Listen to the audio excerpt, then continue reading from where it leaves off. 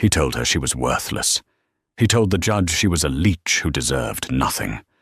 For 6 months, Richard dragged his wife, Henry, through the mud, hiding millions in offshore accounts and mocking her tears in the courtroom.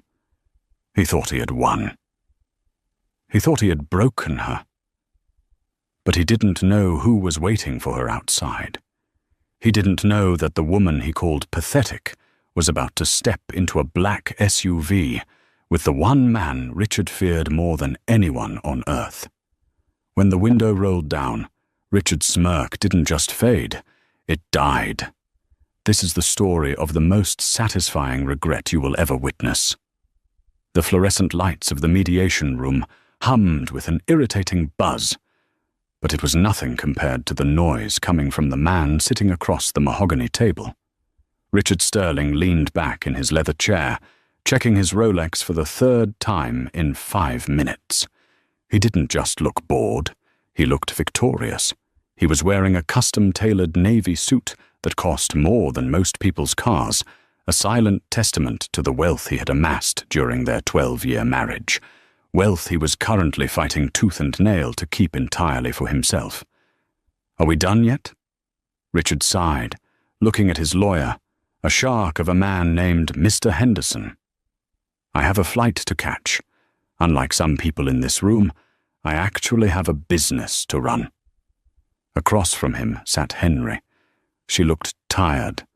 Her blonde hair, usually kept in a neat bun, was slightly frayed at the edges. She wore a simple grey cardigan and jeans, a stark contrast to Richard's polished dominance. She hadn't said a word for the last hour, her eyes fixed on the stack of documents in front of her.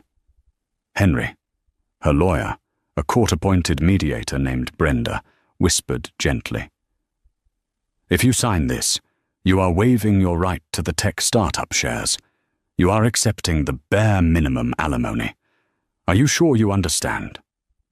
Richard laughed, a sharp, barking sound. "Of course she understands, Brenda. She knows her place.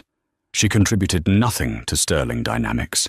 She stayed home, she cooked, she cleaned. You don't get equity for doing laundry." Henry's hand trembled slightly as she held the pen. "I just want it to be over," Henry said, her voice barely a whisper. "See?" Richard smirked, tapping the table with his knuckles. "She's sensible. She knows she can't afford to fight me. My legal team would bury her under so much paperwork, she'd be bankrupt before the first hearing." He leaned forward, his voice dropping to a cruel, intimate volume. "Face it, Henry. You're nothing without me. You're 42 years old. You haven't worked a real job in a decade. And let's be honest, who's going to look at you now? You should be thanking me for the alimony I'm generous enough to give." Henry looked up. For a split second, there was something in her eyes that Richard couldn't place. It wasn't fear. It wasn't sadness. It looked almost like pity. But it was gone as quickly as it appeared. She looked down and signed the papers. Scritch, scratch. The sound seemed to echo in the silence of the room. "Done," Henry said, pushing the papers across the table. Richard snatched them up, scanning the signature to make sure it was legitimate. A wide, predatory grin spread across his face. He handed them to Henderson, who slipped them into a briefcase with a satisfied nod. "Smart girl," Richard said, standing up and buttoning his jacket. "You saved yourself a lot of humiliation. Now, if you'll excuse me, I have a celebration dinner to attend. Alone. Well, not entirely alone." He winked at his lawyer. Everyone in town knew about Richard's assistant, a 24-year-old named Jessica, who had been the final nail in the coffin of their marriage. Henry stood up slowly. She gathered her purse, a worn leather bag she'd had for years. "Goodbye, Richard," she said. Her voice was steady now, stronger. "Goodbye?" No, Richard chuckled, walking toward the door. "This is good riddance. Oh, and Henry, Try not to spend that alimony check all at one place. I'd hate to see you begging on the street in a month." He walked out the door, laughing. He felt invincible. He had won. He had kept the company, the house, the cars, and the offshore accounts he was sure she knew nothing about.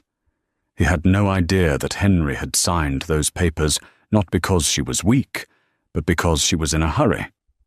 She needed to be free, because she had a meeting to get to, and she wasn't the one who was going to be begging.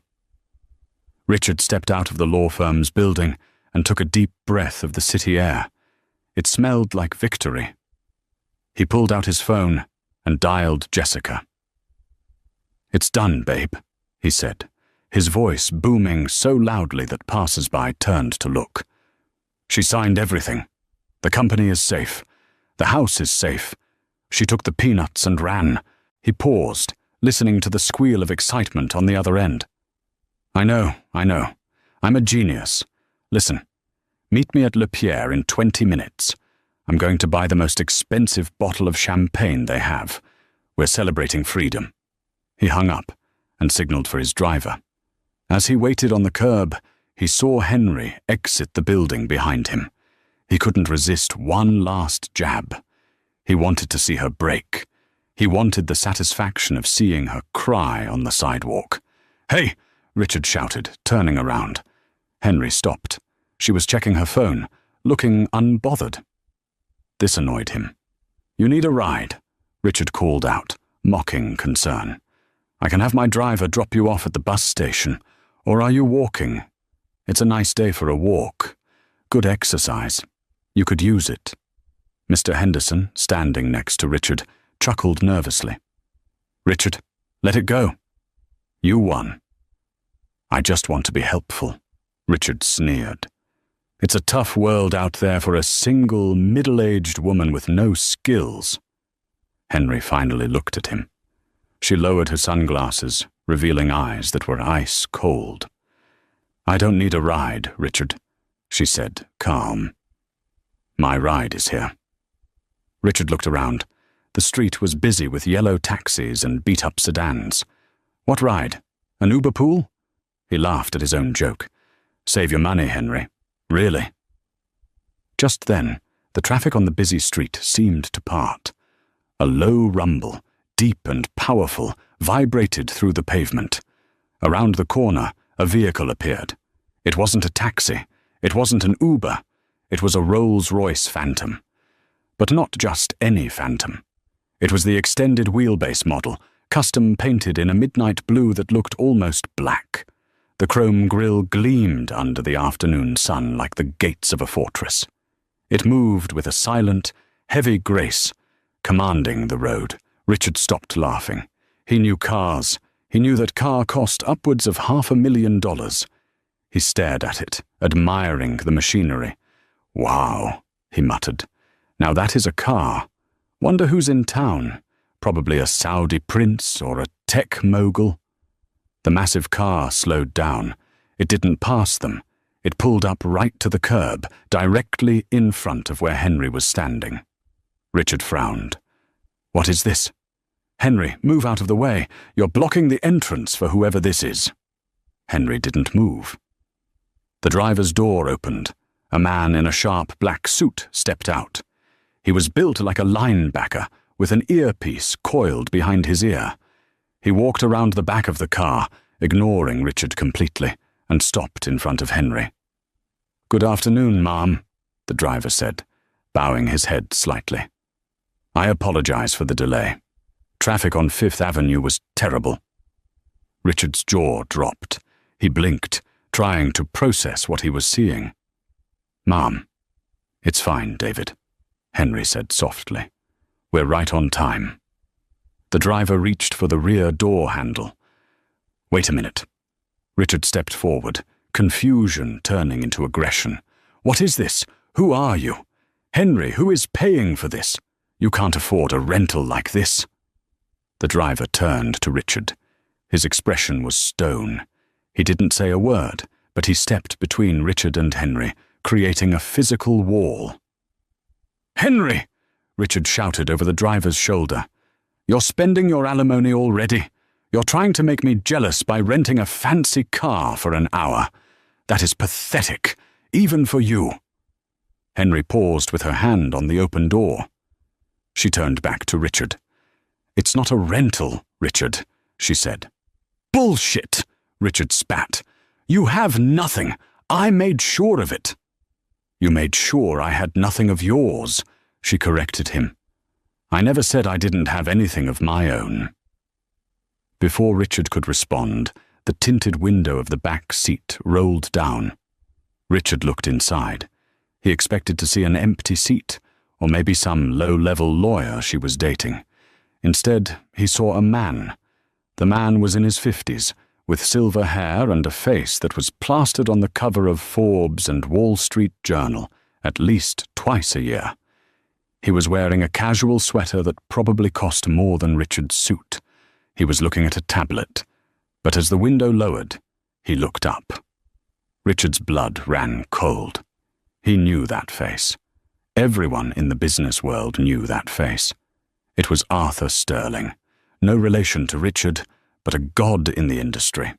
Arthur Sterling was the CEO of Orion Global, a private equity firm that bought companies like Richard's for breakfast and sold them for scrap by lunch. He was worth billions. Richard felt his knees go weak. Why is Henry getting into a car with Arthur Sterling? Arthur looked at Richard. His eyes were dark and piercing. He didn't smile. He didn't frown. He looked at Richard the way a human looks at an insect. "Ready to go, Henry?" Arthur asked, his voice deep and smooth. "Yes, Arthur," Henry said, sliding into the leather seat next to him. "Wait." Richard lunged forward, his business instincts kicking in over his shock. "Mr. Sterling. Arthur Sterling. I'm Richard. Richard Sterling. No relation, obviously. But I own Sterling Dynamics. I've been trying to get a meeting with your acquisition team for months." Arthur Sterling didn't even blink. He looked at Henry. "Is this the ex-husband?" Arthur asked. Henry nodded. "That's him." Arthur turned his gaze back to Richard. "I know who you are, Richard. We've seen your financials and your acquisition requests." Richard's heart soared. This was it. A connection. "Yes. We have incredible growth potential. If we could just sit down and—" "We passed," Arthur cut him off. "And after seeing how you treat your partners, I'm removing Sterling Dynamics from our watch list permanently. I don't do business with men who don't know the value of loyalty." "What?" Richard stammered. "But wait, how do you know—" "Driver," Arthur said.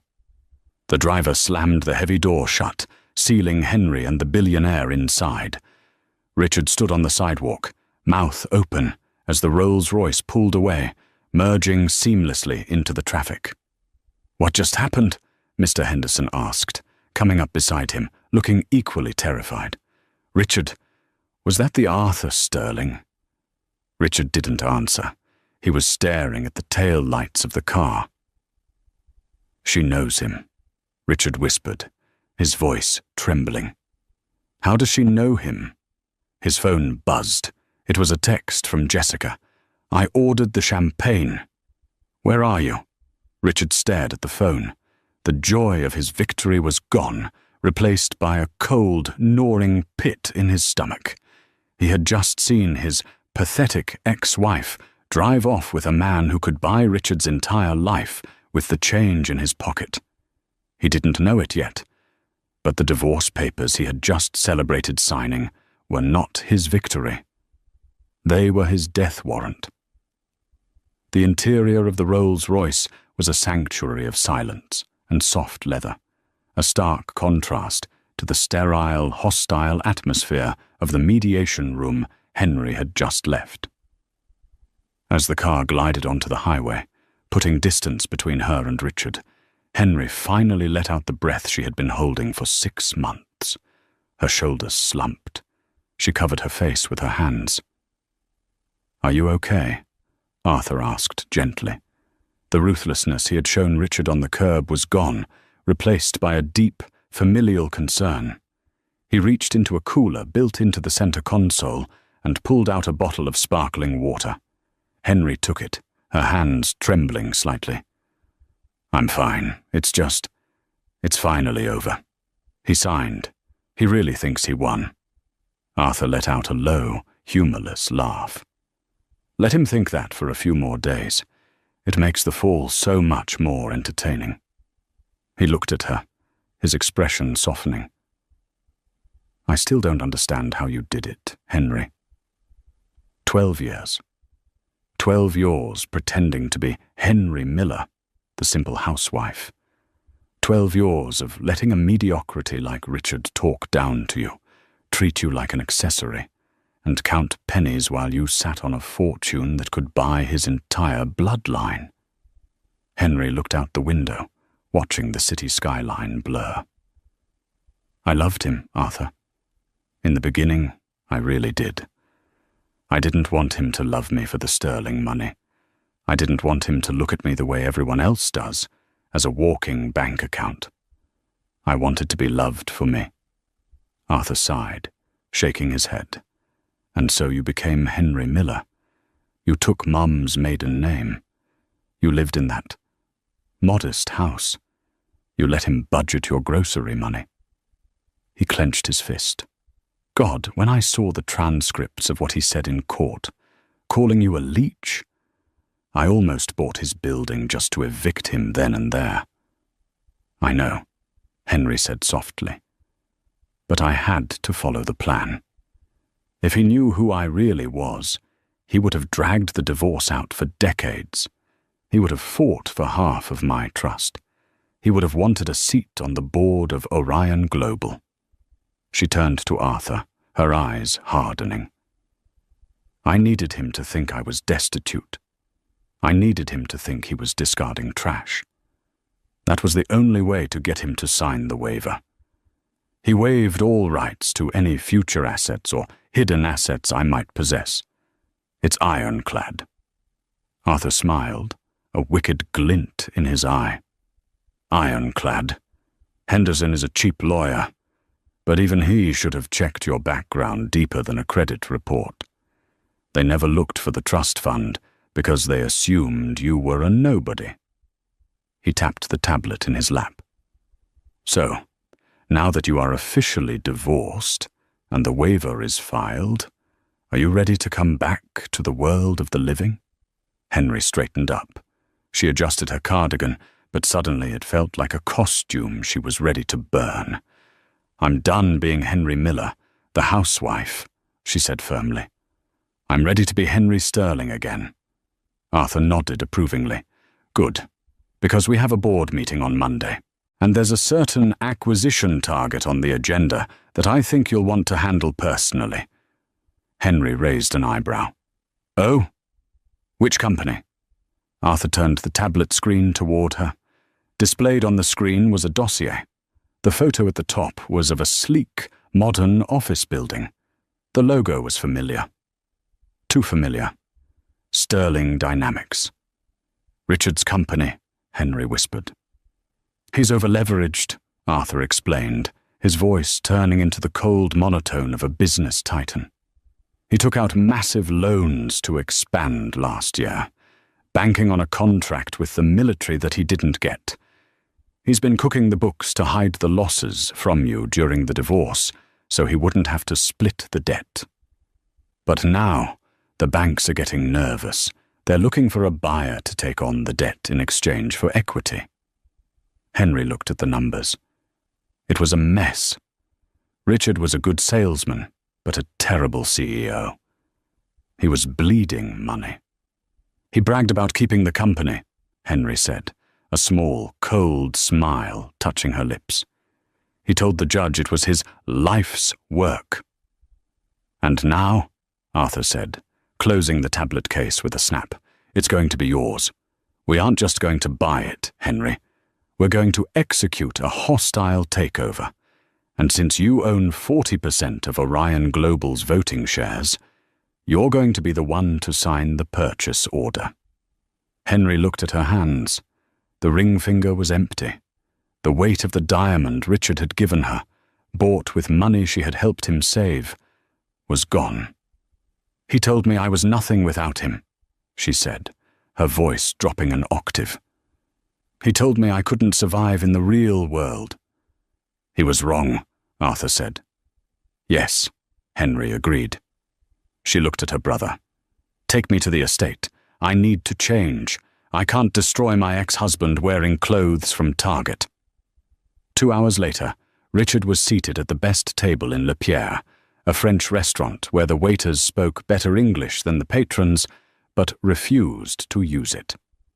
Across from him sat Jessica. She was 24, beautiful in a way that required high maintenance, and currently scrolling through Instagram while Richard poured her a glass of Dom Perignon. "To us," Richard said, raising his glass, "and to total victory." Jessica barely looked up.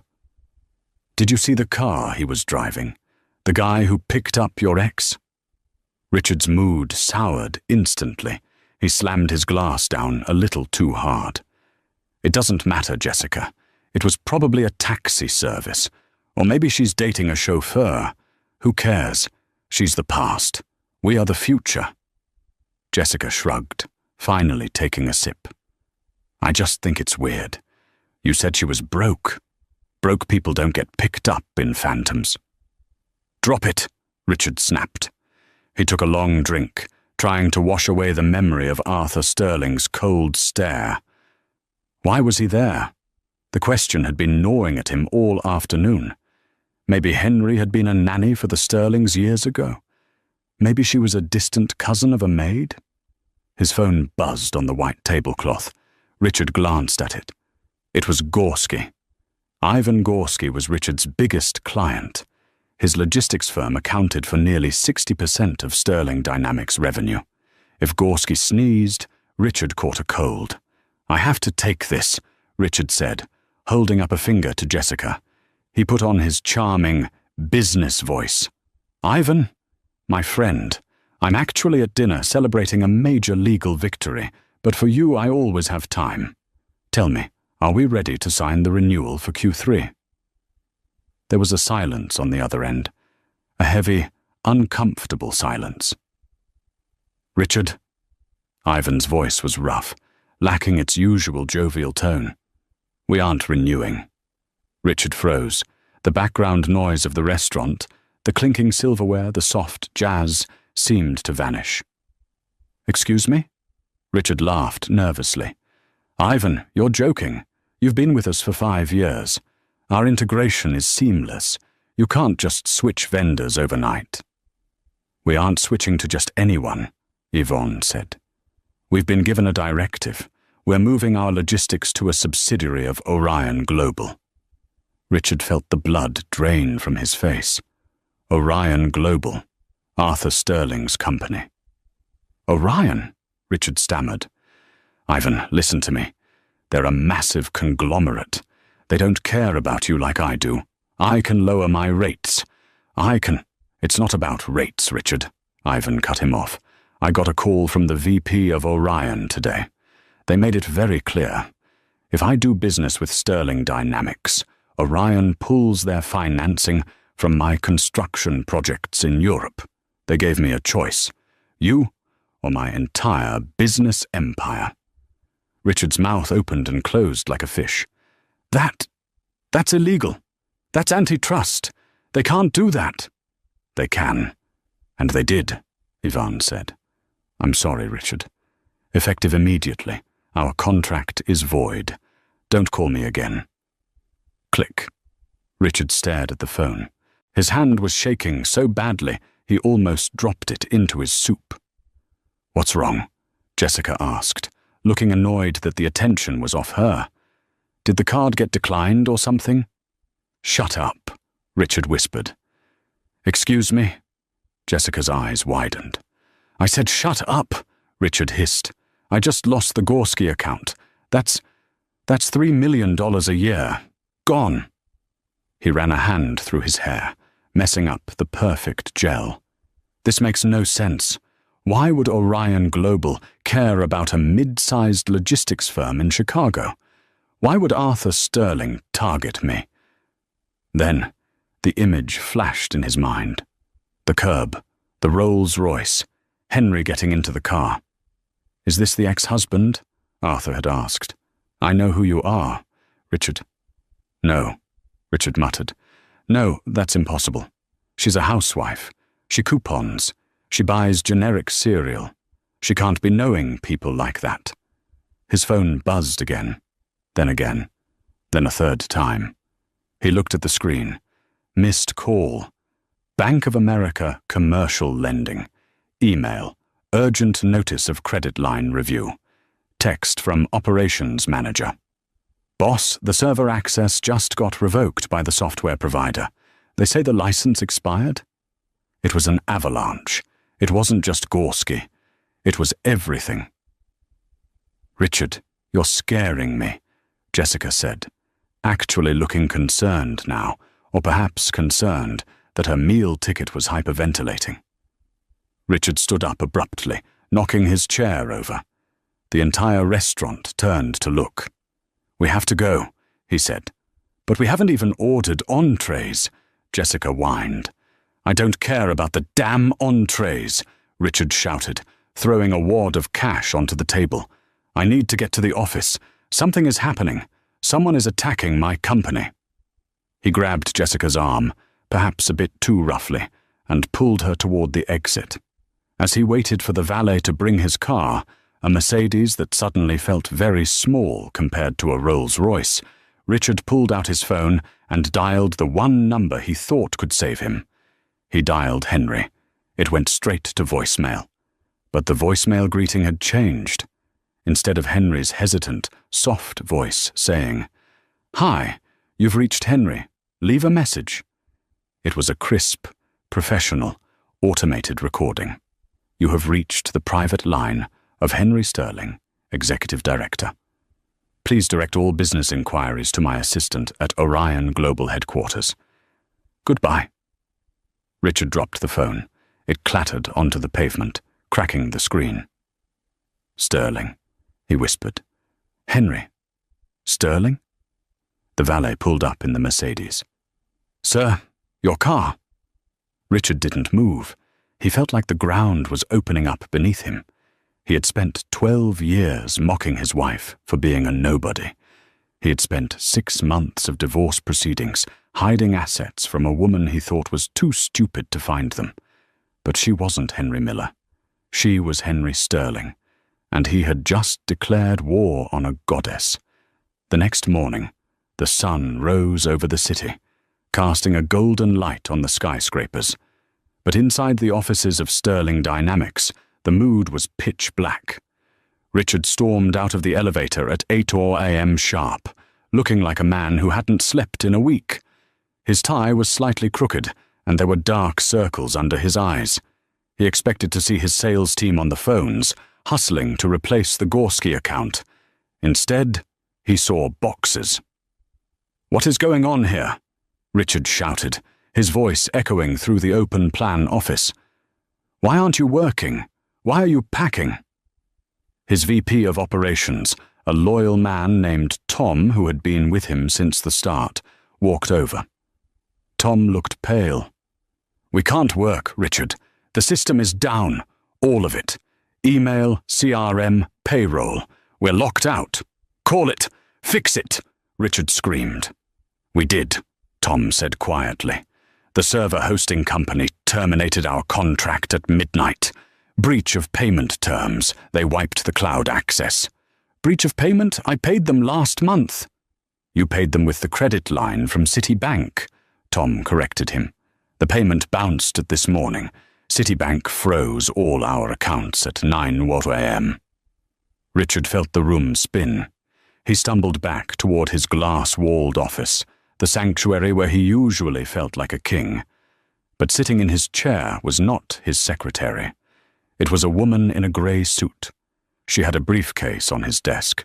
"Who are you?" Richard demanded, storming in. "Get out of my chair." The woman didn't stand up. She adjusted her glasses and looked at a document. Mr. Sterling, I am specialized counsel for Citibank. I'm here to serve you with a notice of default. Default? I'm not in default. Richard slammed his hand on the desk.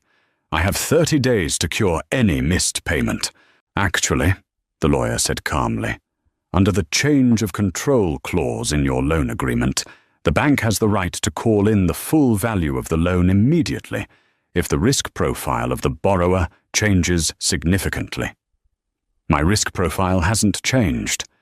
You lost the Gorski account yesterday, she said. That account represented 60% of your revenue. Without it, you are insolvent. Furthermore, we received an anonymous tip, supported by documentation, that you have been inflating your asset values to secure these loans. That is bank fraud, Mr. Sterling. Richard's face went grey. The cooked books. He had hidden the losses to keep Henry from getting money in the divorce. He thought he was being clever. So, the lawyer stood up. You owe the bank $12 million, payable immediately. Since you do not have the liquidity, the bank has sold your debt to a third party to recoup their losses. Richard blinked. You sold my debt? To who? Who would buy $12 million of bad debt overnight? The lawyer smiled, a thin professional smile that contained no warmth. A private equity firm expressed interest late last night. They bought the note at full face value. They are your creditor now, Mr. Sterling. You don't answer to the bank anymore. You answer to them.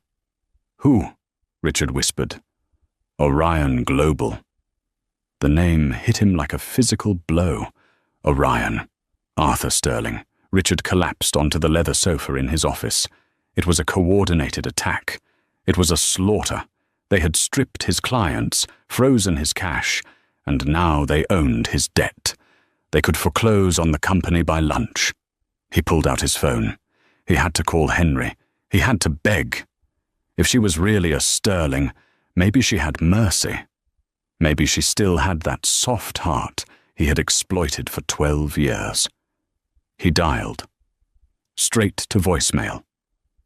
You have reached Henry Sterling, Executive Director. He hung up. He couldn't do this over the phone. He had to go there. He had to look her in the eye. He would play the victim. He would remind her of their wedding vows. He would remind her of the dog they adopted. He would say anything, do anything, to stop the bleeding. Tom, Richard shouted at his terrified VP, cancel my meetings. I'm going to Orion Global. Richard, Tom said, pointing to the TV screen in the lobby. You might want to see this. Richard looked at the wall-mounted TV. It was tuned to CNBC. The headline scrolling across the bottom read, Breaking. Arthur Sterling announces new leadership for Orion Global's tech division. Stock surges 15%. And there, on the screen, was a photo. It was Henry. But it wasn't the Henry he knew. It wasn't the woman in the stained apron. This woman was wearing a white power suit, her hair styled in a sharp, modern cut, staring into the camera with a confidence that terrified him. The caption read, Henry Sterling returns to family empire after decade-long sabbatical. Richard stared at the screen. The woman he had called worthless yesterday was currently trending on national news. He grabbed his coat and ran for the elevator. He was going to walk into the lion's den. The headquarters of Orion Global was a fortress of glass and steel that pierced the clouds. The lobby alone was larger than Richard's entire office building. Richard approached the reception desk, sweating profusely. He had been forced to take a taxi because his company card was declined at the parking garage. I'm here to see Arthur Sterling, Richard panted. It's an emergency. I'm Richard Sterling. Tell him it's about the acquisition. The receptionist, a young man with a headset, didn't even look up. Do you have an appointment? No, Look, just call up. Tell him his brother-in-law is here. The receptionist paused. He looked at his screen, then up at Richard with a confused expression. Mr. Sterling doesn't have a brother-in-law. His sister is divorced. The file says the ex-husband is hostile entity. Richard winced. Hostile entity. Just call. Richard slammed his hand on the marble desk. Security guards near the elevators took a step forward. The receptionist sighed and typed something. Ms. Sterling's office has cleared you for entry. 40th floor. Boardroom B. Ms. Sterling. Not Arthur. Richard swallowed hard. He straightened his tie, trying to regain some semblance of the arrogance that had fueled him for so long. I can handle Henry, he told himself. She's weak. She always caves when I raise my voice. The elevator ride felt like it took hours. When the doors opened, he was met by the silence of extreme wealth. The carpets were thick, the art on the walls was original, and the air smelled of expensive espresso. He walked into Boardroom B. It was a massive room with a table that could seat 30 people. The view behind the glass walls was panoramic. The entire city lay beneath them. At the far end of the table sat Arthur Sterling. He was reading a newspaper. Richard rushed forward. "Arthur! Mr. Sterling! Thank God! Look, there has been a terrible misunderstanding. You bought my debt? That's aggressive. I respect it. But we can work this out. I can restructure. I can—" Arthur lowered the paper. He didn't stand up. "I'm not the one you need to negotiate with, Richard," Arthur said calmly. "I'm just an observer today. I promised the new director I wouldn't interfere with her first acquisition." "New director?" Richard froze. The heavy oak doors at the other end of the room opened. The click of heels on the hardwood floor was rhythmic, sharp, and deliberate. Henry walked in. She was wearing a tailored crimson dress that looked like armor. On her wrist was a Patek Philippe watch. Her posture was perfect. She didn't look tired. She didn't look sad. She looked powerful. She walked past Richard without looking at him, and sat at the head of the table. She opened a leather folder and placed a gold pen next to it. Only then did she look up. "Sit down, Richard," she said. The voice was familiar, but the tone was new. It wasn't a request. It was an order. Richard sank into the chair opposite her. He felt small. "Henry," he started, putting on his best puppy dog face. "Honey, look at you. You look incredible. I always knew you had this in you." Henry didn't blink. "You told the judge 3 days ago that I was, quote, a lazy leech who lacked the intellectual capacity to understand business. You told my lawyer that I would be destitute within a month without your charity." "I was angry," Richard pleaded. "Lawyers make you say things. It's a game, Henry. You know I didn't mean it. We had 12 years together. Doesn't that mean anything?" "It means everything," Henry said. "It means I have 12 years of data on exactly how you operate. I know you cut corners on safety regulations. I know you mistreat your staff. I know about the offshore account in the Caymans where you hid $2 million. Money you legally stole from our joint savings." Richard went pale. You know about the Caymans?" "I know the account number, the routing number, and the password," Henry said, "because my team owns the bank that holds it." She slid a document across the massive table. It stopped perfectly in front of him. "What is this?" Richard asked. "That is a surrender of assets," Henry explained. "Here is the situation, Richard. Orion Global now owns your debt. You are in default. We also own the building your company leases. We bought it this morning from your landlord. We are evicting you effective immediately." She leaned forward, her eyes locking onto his. "You have 2 choices. Option A. We foreclose. We seize the physical assets. We sue you personally for the $12 million. We expose the fraud in your accounting to the IRS and the SEC. You go to prison for 5 to 10 years. Richard couldn't breathe. "And And option B? Option B. Henry tapped the paper. You sign the company over to me, 100% of it. In exchange, I absolve the debt. I will not press criminal charges for the fraud. You walk away. Walk away with what? Richard asked, his voice trembling. My equity? My payout? Henry smiled. It was the same smirk he had given her in the mediation room. You get nothing, Richard. You leave with the clothes on your back, just like you planned for me. I built that company, Richard shouted, standing up. It's mine. It was built on my support, Henry snapped, her voice rising for the first time, echoing off the glass walls. I managed your life. I advised you on deals you were too stupid to understand. I introduced you to clients at parties you thought I was just decorating. I built you, Richard, and now I'm taking it back. Richard looked at Arthur. Arthur just shrugged. She's the boss, Richard. I'd sign if I were you. Prison food is terrible for the complexion. Richard looked back at Henry. He saw no mercy in her eyes. He saw the reflection of a man who had made the biggest mistake of his life. He picked up the pen.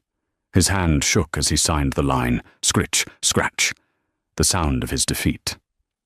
Done, Richard whispered. Henry took the paper. She checked the signature. Smart boy, she said, echoing his words from the divorce. Now, if you'll excuse me, I have a company to save. Security will escort you out. The physical sensation of being escorted out of a building is something Richard Sterling had only ever seen in movies. He had always assumed it happened to other people, to thieves, to incompetent interns, to people who didn't matter. He never imagined he would feel the firm, unyielding grip of a security guard on his own bicep, guiding him not with violence, but with a humiliating, professional indifference. I can walk myself, Richard snapped, trying to shrug off the guard's hand as they marched him toward the elevator. Policy, sir, the guard replied, his voice a monotone drone. He didn't look at Richard. To him, the former CEO of Sterling Dynamics was just a package that needed to be delivered to the curb. The ride down from the 40th floor took an eternity. Richard stared at his reflection in the polished brass doors of the elevator. His tie was askew. His hair, usually gelled to perfection, was disheveled where he had run his hands through it in panic. He looked manic. He looked desperate. He looked like exactly what he was, a man who had lost everything in the span of a single morning. When the door slid open in the lobby, the humiliation deepened. This wasn't just the Orion Global Lobby, it was a thoroughfare for the city's elite. And there, standing near the reception desk, was a group of his own employees, his former sales team. They were holding new visitor badges, looking around the massive atrium with wide, excited eyes. They had been summoned for an orientation with the new ownership. Richard instinctively straightened his spine. He opened his mouth to bark an order, to tell them to get back to the office, but the words died in his throat. They saw him. The conversation among the sales team stopped.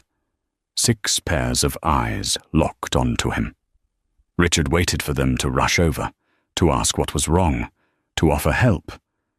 He was their leader. He had hired them. But nobody moved.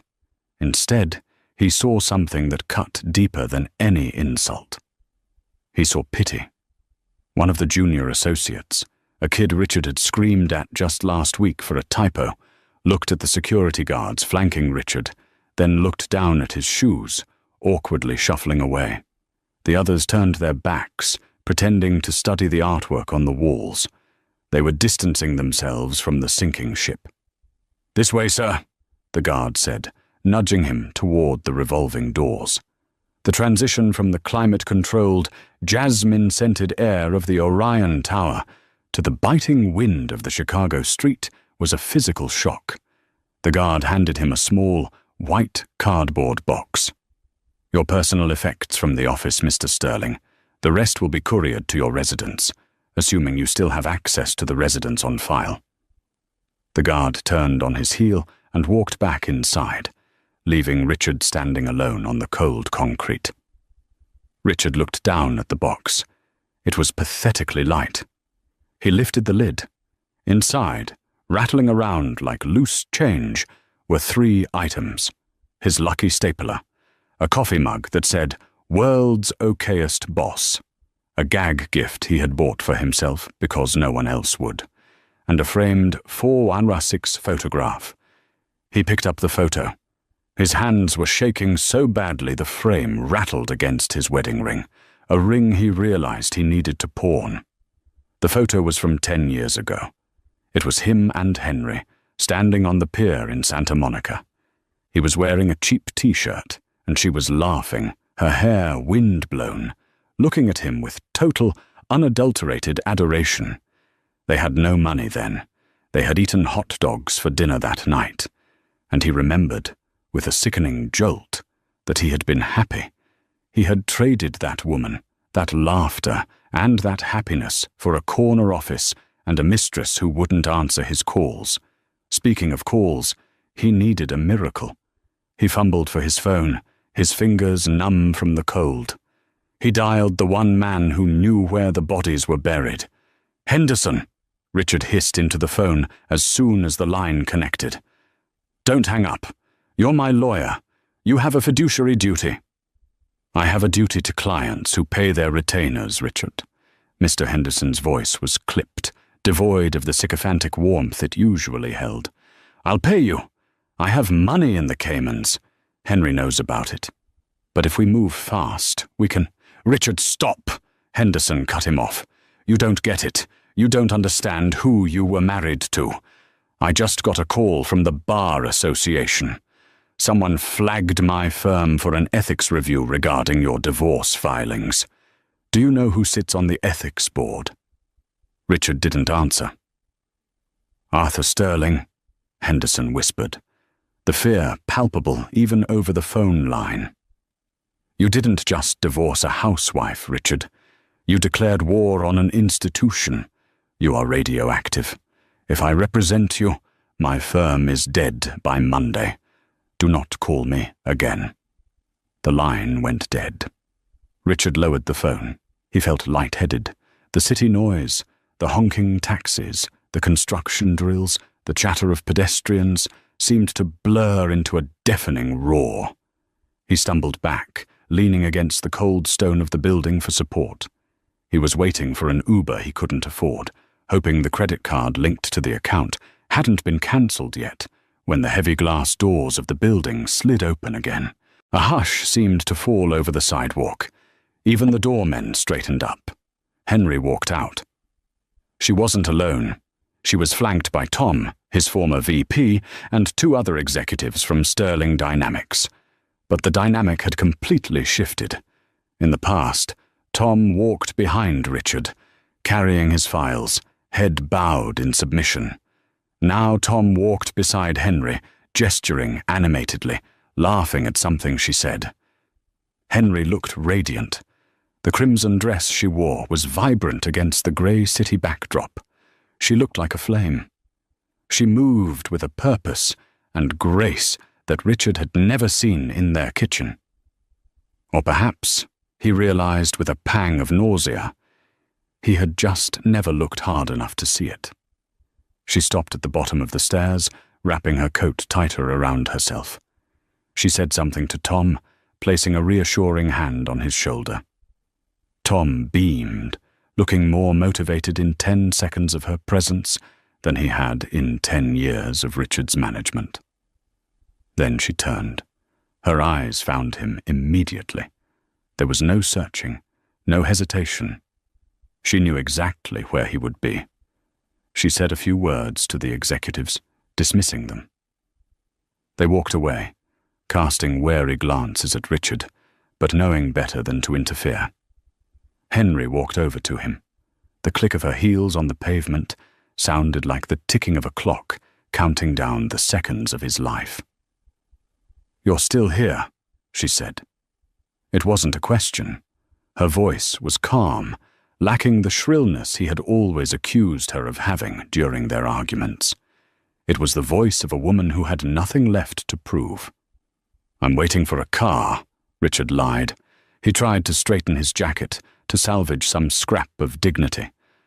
"My driver got held up." "There is no driver, Richard," Henry said softly. She looked down at the cardboard box in his hands. "Just like there is no company. Just like there is no Jessica." Richard flinched at the name. You know?"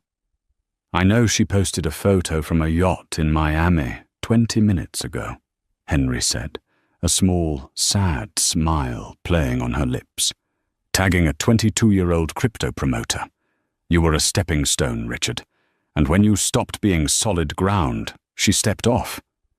"I did it for us," Richard blurted out, the lie tasting like ash in his mouth. "I wanted to build an empire for us." "No."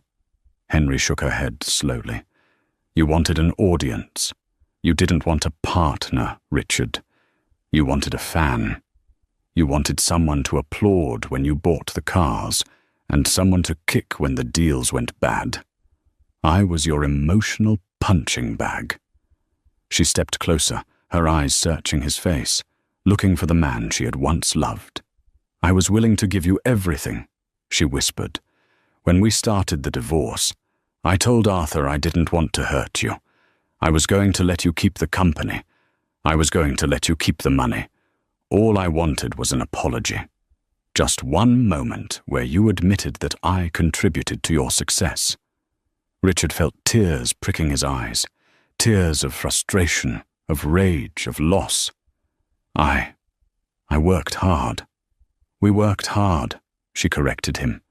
"But in that mediation room, when you mocked me, when you called me a leech, you broke the last thread, Richard. You showed me that you didn't just fall out of love with me, you despised me. And you can't build a future with a man who despises you." A low rumble interrupted them.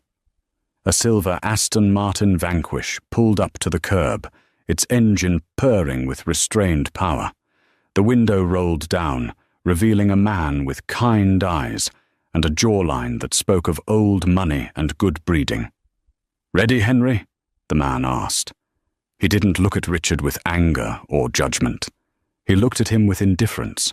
Richard was just an obstacle on the sidewalk, a piece of debris to be navigated around. "1 second, Michael," Henry said. She reached into her purse. Richard's heart leapt. Was she going to give him a check? A key to a condo? Some lifeline to save him from the abyss? She pulled out a small velvet pouch. She opened Richard's hand, placed the pouch in his palm, and closed his fingers around it. "What is this?" Richard asked, his voice trembling. "The diamond earrings you gave me for our 10th anniversary," she said. "I had them appraised. They're cubic zirconia. You charged the joint account for real diamonds, kept the difference and gave me glass." Richard couldn't breathe. He remembered that day. He had used the extra money to put a down payment on a boat he never told her about. "Sell them," Henry said, her voice turning cold as ice. "They're worth about $50. It should be enough for a bus ticket out of town." She turned around, her crimson dress swirling around her legs. She didn't look back. She walked to the Aston Martin, the door opening for her, and slipped inside. Richard stood frozen as the car merged into the traffic, disappearing into the sea of red taillights. He looked down at the velvet pouch in his hand, then at the cardboard box. The wind picked up, cutting through his suit, chilling him to the bone. He was Richard Sterling. He was a CEO. He was a visionary. He sat down on the cold concrete steps of the building he used to think he owned, pulled the cubic zirconia earrings out of the pouch, and for the first time in 20 years, he wept. Not for the wife he lost, but for the pathetic, empty man he finally realized he was. And that is how the tables turned. Richard Sterling thought he was discarding a useless wife, but he was actually throwing away the only thing that was keeping his life together. He learned the hard way that arrogance is a loan with a very high interest rate, and eventually, karma comes to collect. What do you think? Did Henry go too far by taking his company, or did Richard get exactly what he deserved? Let me know in the comments below. I read every single one. If you enjoyed this story of ultimate revenge, please hit that like button. It really helps the channel. And don't forget to subscribe and ring the notification bell so you never miss a story. We have a crazy one coming up next week about a gold digger who accidentally married her own boss's son. You don't want to miss it. Thanks for watching. Thanks for watching. Thanks for watching. Thanks for watching. Thanks for watching. Thanks for watching. And there's people having lectures. Flower arranging. My mum used to pick flowers every day from the garden, cut flowers, put them in vase. Fuck me. Oh, sorry, Jack, can't afford your tennis racket. We've got to spend all the money on a ramp and a motorised wheelchair for this money-grabbing little fucking... Why do you need a motorised one? No arms. That's fair enough. That is fair enough. I can tell some of you feel a bit uncomfortable laughing at little Timmy, who's a little 6-year-old lad. He's got a funny little voice because his chest is all fucked. Got no arms, no legs, just like stumps, right? But let me tell you something about Timmy to make you feel better about yourselves. He's a fucking racist. Yes. Horrible little shit, he is. You little fucking bigot. You disgusting little fucking racist, you racist scum, you filthy little fucking, you fascist, you fucking, you disgust me.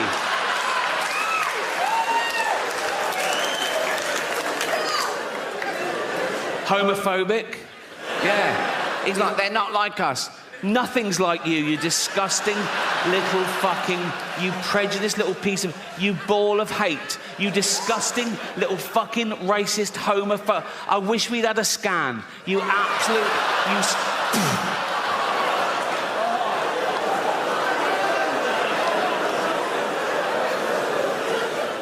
misogynist. If he could, he'd rape. There's your little Timmy.